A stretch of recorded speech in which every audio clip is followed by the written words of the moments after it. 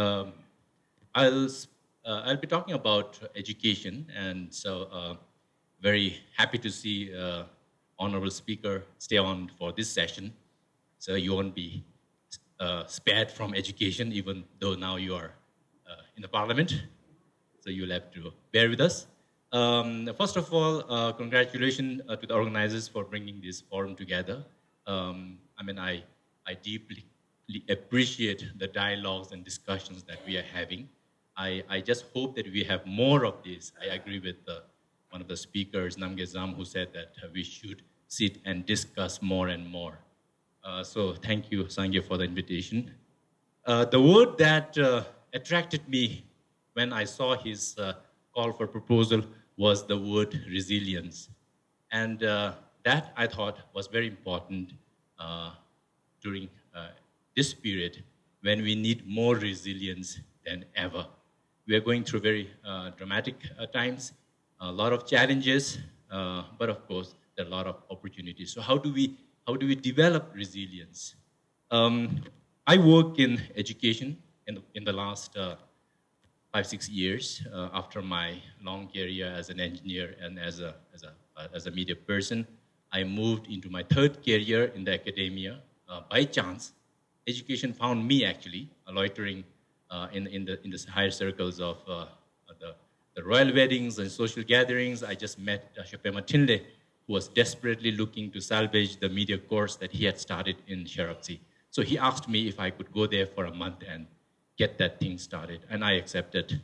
And so that's where my story began in 2013 in Sharapsi, in the gold classrooms there. Tashlungten was Zongda there.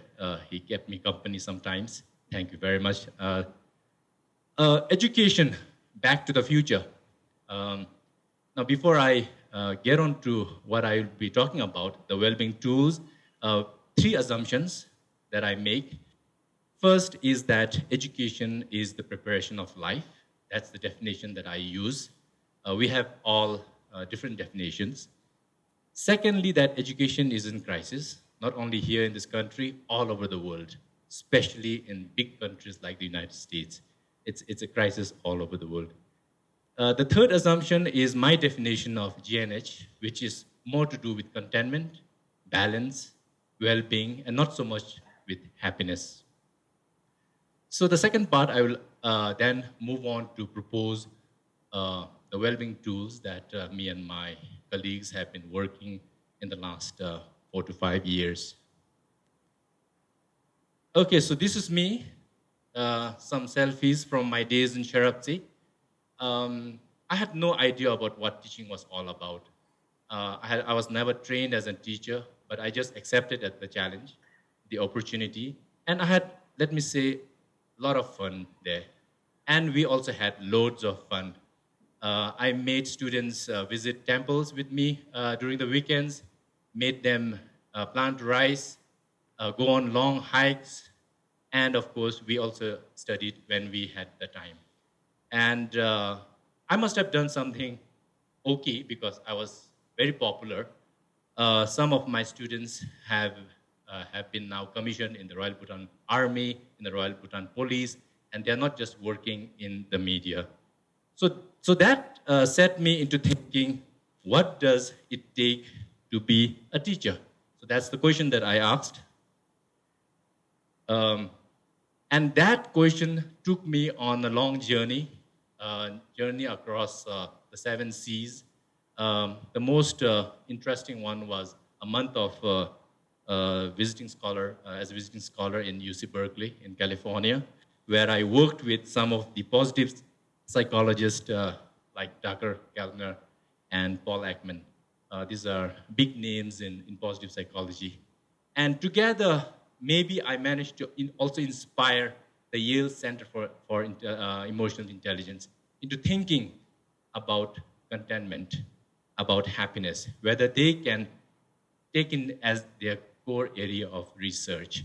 So currently, this is the group that I work, besides my research position in the University of Macau, but this is the one that is very, very close to my heart. So what has come out from this long research are the four pillars of well-being curriculum based on mindfulness, community, self-curiosity, and contentment.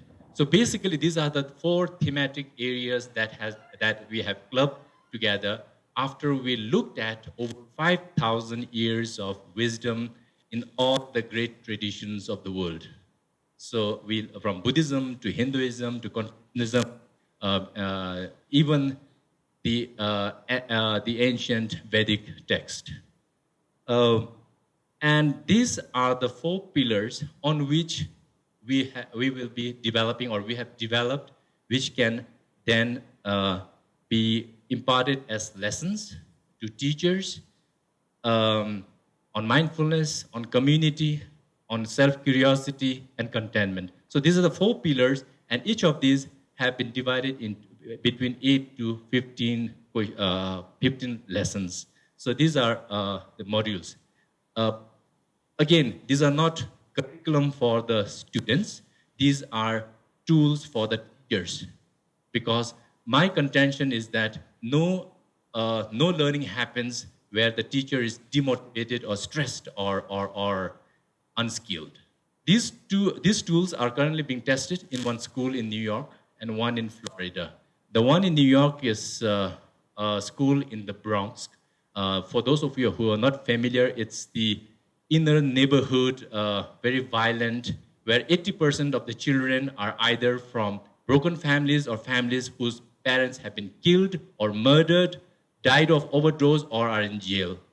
So we have this control group in the inner city of Bronx. The other school is an elite school in Florida, rich children with high degree of entitlements. So these schools have been chosen as the pilot schools. And the stats that we have been receiving are very interesting.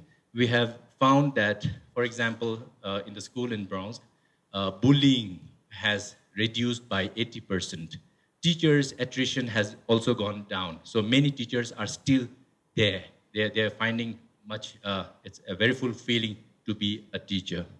So these are the stats that have come out from those two schools, which we're still, it's an ongoing implementation.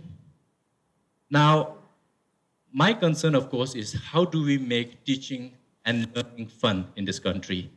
I heard the Prime Minister say at the Royal Thimphu College convocation that he wants to make teaching the best profession in the country, and I'm very happy with that, and I hope he pulls that through. My own